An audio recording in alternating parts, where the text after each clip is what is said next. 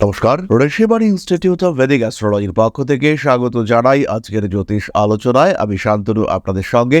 আলোচ্য বিষয় বিশুদ্ধ জ্যোতিষ এবং এক বিকট যোগ, যাকে আমরা বেশ কিছুদিন ধরে আলোচনা করে আসছি। নাগদোষ বা সর্পসাপ দোষ, সঙ্গে ধনুরাশি বা লগ্নের মানুষজন। কালপুরুষের নবম রাশি এই ধনু, বৃহস্পতির দ্বারা প্রভাবিত হওয়ার কারণে এদের রেসপন্সিবিলিটি, জ্ঞান, তার প্রকাশ ইত্যাদি অনেকটাই বেশি। এদের মধ্যে একটা সামাজিক সমন্বয়ের চেষ্টা দেখতে পাওয়া যায়। ধনুরাশি বা লগ্নের মানুষরা কখনো অ্যাগ্রেসিভ, কখনো ভীষণ ইমোশনাল। এই রাশি বা লগ্নের মানুষদের জন্য নাগদোষ কতটা এফেক্টিভ, তার থেকেও বড় কথা কি এই নাগদোষ, কি এই সর্পসাপ যোগ। সর্পসাপ যোগ বা নাগদোষ এটা জন্মকুণ্ডলীর এমন একটা সমস্যা যাকে আপাত দৃষ্টিতে কোনো সমস্যা বলে মনেই হয় না। সুপ্ত বা গুপ্ত অবস্থা থেকে এই সমস্যা ক্রমাগত আপনাকে ডিস্টার্ব করতে থাকে। সহজ একটা উদাহরণ দিলে বুঝতে পারা যাবে, সমস্ত রকম যোগ্যতা, সমস্ত রকম গুণাবলী আপনার মধ্যে রয়েছে। ভীষণ ক্রিয়েটিভ, ভীষণ ট্যালেন্টেড আপনি, প্রচুর জনসংযোগ আছে, কিন্তু সমস্ত যোগাযোগ, সমস্ত জনসংযোগ থাকা সত্ত্বেও আলটিমেটলি তীরে এসে তরি ডুবল। আপনার সঙ্গে থাকা অন্যান্য মানুষজন, আপনার আত্মীয় পরিজন, কুটুম্ব, সবাই যেখানে সাকসেসফুল হচ্ছেন, আপনি বেস্ট পারফর্মার হওয়া সত্ত্বেও সেখানে আপনি ধাক্কা খেলেন। দ্বিতীয় বিষয়টি হলো, কোনো রকম দোষ আপনি করেননি, পুরো সিস্টেমের মধ্যে আপনাকে দোষী সাব্যস্ত করবার একটা চেষ্টা চলছে এবং আপনি তার দায়ভার ভোগ করতে বাধ্য হচ্ছেন। সিস্টেম আপনাকে সেই দিকে ঠেলে দিয়েছে। সমস্ত সময় সততার সঙ্গে কাজ করা সত্ত্বেও আপনার উপরে দোষের ভার এটা এসে উপস্থিত হচ্ছে। মান সম্মান, যশ, প্রতিপত্তি, প্রভাব সবই নষ্ট হচ্ছে এবং আপনাকে পিছিয়ে আসতে হচ্ছে। অন্যরা জিতছে, কিন্তু সেখানে সবচেয়ে বেশি ক্ষমতাশালী হওয়া সত্ত্বেও আপনাকে পিছিয়ে আসতে হচ্ছে। আপনার মাথার উপরে পা রেখে, বলা যেতে পারে আপনার বুকের উপরে পা রেখে অন্যের জয়ধ্বজা উঠছে। অন্যরা জিতছে, কিন্তু সেই জেতার পেছনে সৈনিক হচ্ছেন আপনি। সেই ক্ষেত্রে কিন্তু আপনার উপরে কাজ করতে পারে এই সর্পসাপ দোষ। জীবনে বারবার ব্যর্থতা। ধনুরাশি বা লগ্নের মানুষদেরকে আমি যতটা আমার এই 23 বছরের জ্যোতিষ জীবনে দেখেছি, তারা কিন্তু সহজে ব্যর্থ হতে পারেন না। ধনুরাশি বা লগ্নের মানুষ তারা সফল, একবার বারবার ব্যর্থতার পরেও তারা হেরে যান না, তারা পিছিয়ে পড়েন, তারা বিফল হন, কিন্তু তারপরে তারা আবার সাফল্য খুঁজে বার করেন।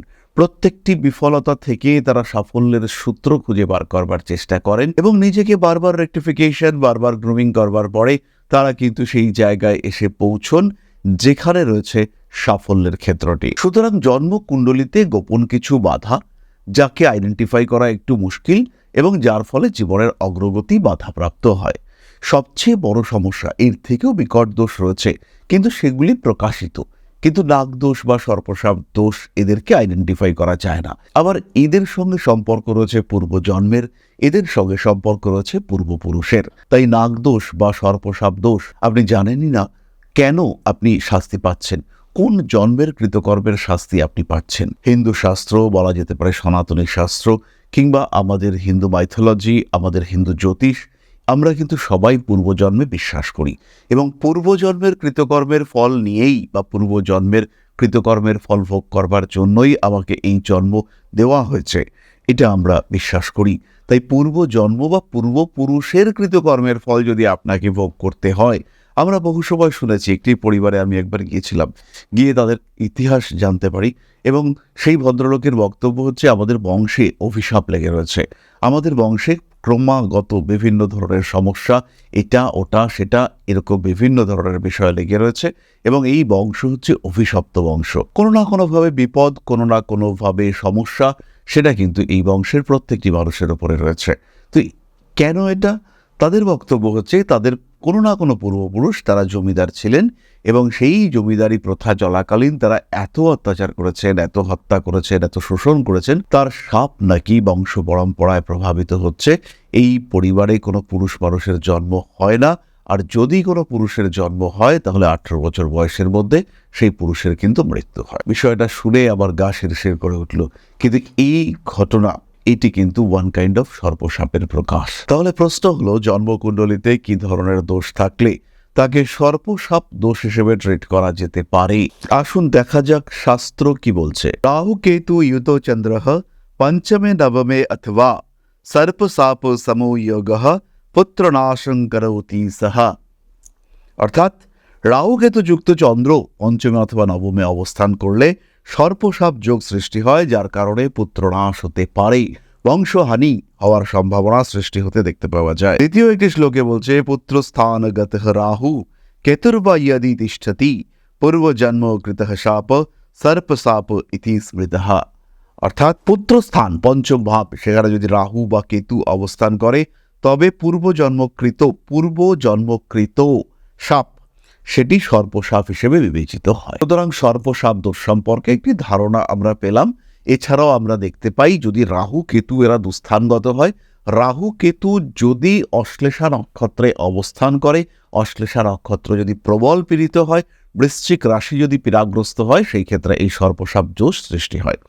ধনুরাশি বা লগ্নের মানুষদের ক্ষেত্রে এই বংশ, পুত্র, সন্তান, পরবর্তী প্রজন্ম এদেরকে আক্রান্ত হতে দেখতে পাওয়া যায়। ধনুরাশির ক্ষেত্রে আরও একটি বিষয় আমরা দেখতে পাই, জীবনে হঠাৎ অকারণ বিপদ চলে আসে, কোনো রকম কোনো আভাস নেই, কোনো রকম কোনো যোগাযোগ নেই, বিনা মেঘে বজ্রপাতের মতন হঠাৎ বিপদ এসে উপস্থিত হলো এবং জীবনে বিরাট সমস্যা সৃষ্টি হতে দেখতে পাওয়া গেল। এই বিষয়টিকেই আমরা বলবো সর্পসাপ দোষ, সর্পসাপ যোগ। ধনুরাশি বা লগ্নের মানুষদের পরবর্তী যে সমস্যাটি দেখতে পাওয়া যায়, কর্মক্ষেত্রে প্রবল শত্রুতা, কোনো কারণ নেই শত্রুতা হচ্ছে, বসের সঙ্গে আপনার মতের অমিল, মনের অমিল। কে শত্রুতা করছে আইডেন্টিফাই করতে পারছেন না, কিন্তু বুঝতে পারছেন কেউ একজন আপনার নামে কন্টিনিউয়াসলি বসের কাছে বলছে। কর্মক্ষেত্রে সমস্ত রকম চেষ্টা করা সত্ত্বেও পিছিয়ে আসতে হচ্ছে আপনাকে। অশান্তি, জটিলতা, অস্থিরতা গ্রাস করে নিচ্ছে আপনার জীবনের শান্তি, স্বস্তি ইত্যাদিকে। ফলে পিছিয়ে আসতে হচ্ছে আপনাকে, যন্ত্রণা ক্রমাগত বাড়ছে, অশান্তি ফেস করতে হচ্ছে। কিন্তু প্রশ্ন হলো কিভাবে এই বাধা বিপত্তি এগুলি থেকে নিজেকে বার করে নিয়ে আসবেন। ধনুরাশি মূলা নক্ষত্র বারবার সর্পসাপ যোগের শিকার হয়ে থাকেন। ধনুরাশি মূলা নক্ষত্রের মানুষদের এই সর্পসাপ যোগ বারবার পীড়িত করে থাকে। কেন ধনুরাশি মূলা নক্ষত্রের মানুষ তারা এই সর্পসাপ যোগের দ্বারা পীড়াগ্রস্ত হন? সাধারণত আমরা দেখতে পাই কেতুর নক্ষত্র, রাহুর নক্ষত্রে জাত ব্যক্তিরা তারা এই সর্পসাপ দোষ বা এগুলির দ্বারা বেশি পীড়িত হন। পূর্বজন্মের ইম্প্যাক্ট, পূর্বপুরুষের ইম্প্যাক্ট তাদের মধ্যে বেশি দেখতে পাওয়া যায়, তাদের সাবকনশিয়াস মাইন্ড অনেক বেশি অ্যাক্টিভেটেড হয়। কিন্তু প্রশ্ন হলো, যদি আপনি ফিল করেন এই সর্পসাপ দোষ আপনার জন্মকুণ্ডলিতে রয়েছে, কিভাবে এর থেকে রিলিফ পাবেন? সাধারণভাবে এর কিন্তু সরাসরি প্রতিকার করা যায় না। কোন দিক থেকে ক্ষতি হচ্ছে, কোন দিকে আপনার সমস্যা হচ্ছে, সেই দিকটিকে গার্ড করে পরোক্ষ প্রতিকারের প্রচেষ্টা, এটাই কিন্তু আমরা অ্যাকচুয়ালি করতে পারি। দ্বিতীয়ত আমরা পূজা পাঠ, মন্ত্র উচ্চারণ ইত্যাদির মাধ্যমে আমাদের চতুষ্পার্শ্বে একটা গণ্ডি সৃষ্টি করতে পারি, একটা বন্ধন সৃষ্টি করতে পারি, যার মাধ্যমে আমরা এই দোষের নেগেটিভ ইম্প্যাক্টকে প্রতিহত করতে পারি। এরই সঙ্গে সঙ্গে কিছু শাস্ত্রোক্ত মন্ত্র রয়েছে, সেই মন্ত্রগুলির পাঠ এই সমস্যাগুলি থেকে আমাদেরকে মুক্ত হতে সাহায্য করে। একটি স্তোত্রের কথা আমি বলবো। স্নান করে পরিষ্কার বস্ত্র ধারণ করে শিবলিঙ্গ বা নাগ দেবতার ছবির সামনে বসে দুধ, জল, বেলপাতা, ফুল নিবেদন করুন এবং কন্টিনিউয়াসলি 45 ডেজ ধনুরাশি বা লগ্নের মানুষরা এটিকে জপ করুন, যদি সম্ভব হয় প্রত্যহ 108 বার করে। সবচেয়ে সহজ মন্ত্রটি হলো ওম নমঃ শিবায়। দ্বিতীয় মন্ত্রটি হলো সর্পা পাতালবাসী চ যে নাগা পৃথিবী তলে তে সর্বে মে সদা শান্তিং প্রযচ্ছন্তু নমস্তুতে। এই মন্ত্রটিও অত্যন্ত কার্যকরী, অত্যন্ত পাওয়ারফুল একটি মন্ত্র। এটি হলো ওম নাগরাজায় বিদ্মহে ফণীধরায় ধীমহি তন্নো সর্প প্রচোদয়াৎ। এই মন্ত্রটির পাঠেও কিন্তু আপনি উন্নতি করতে পারবেন এবং ডেভেলপমেন্ট আমরা দেখতে পাবো। ধীরে ধীরে নাগদোষের হ্রাস ঘটবে এবং আপনি ভালো সুস্থ জীবনে পদার্পণ করতে পারবেন। ভিডিওটি শেষ করবার আগে একটি ছোট্ট কথা, আগামী মঙ্গলবার থেকে আমরা প্রত্যেক মঙ্গলবার সন্ধ্যেবেলা লাইভে থাকছি। আপনারা আমাদের ইউটিউব চ্যানেলে কোন সময়, এক্স্যাক্টলি কোন সময় আমরা লাইভে আসবো সেটা জানতে পারবেন। সবাইকে লাইভে অংশগ্রহণ করবার জন্য অনুরোধ জানাই। তাহলে আজকের ভিডিও এই পর্যন্তই। সবাই সুস্থ থাকুন, ভালো থাকুন। মা শ্রী শ্রী আদিশক্তির আশীর্বাদ বর্ষিত হোক আপনাদের উপর। সমৃদ্ধ, আরো সমৃদ্ধ হয়ে উঠুক আপনাদের জীবন। জয় মা আদিশক্তি। নমস্কার।